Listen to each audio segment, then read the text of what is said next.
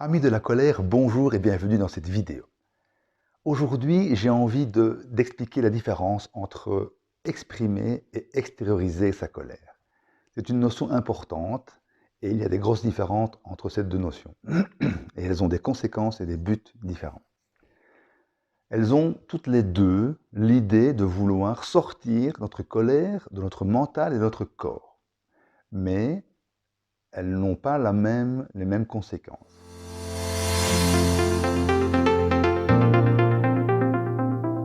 Extérioriser, ça va être quelque chose comme, quand on a beaucoup de colère, on va aller courir par exemple, ou on va aller marcher dans la forêt, ou on peut crier dans sa voiture, ou on peut même en parler à quelqu'un.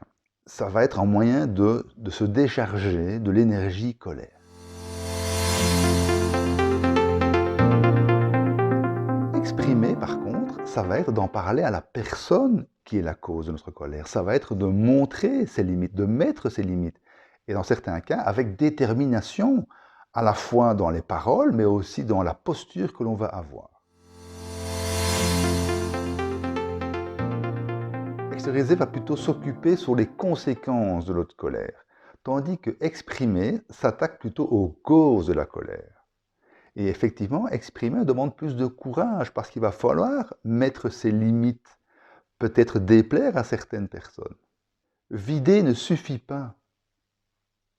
C'est parfois nécessaire effectivement de se décharger de l'énergie colère pour pouvoir exprimer plus sereinement sa colère, mais juste vider ne suffit pas. Le plus important, c'est de ne pas remplir ce vase, afin d'éviter qu'une dernière goutte vienne tout faire déborder. Et pour éviter que ce vase se remplisse, eh bien, il faut exprimer et mettre en place de quoi combler ses besoins.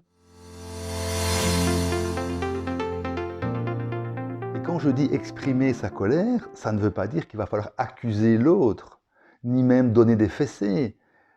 C'est exprimer en parlant en termes de besoin plutôt qu'en termes d'accusation. Merci de m'avoir écouté et à lundi prochain.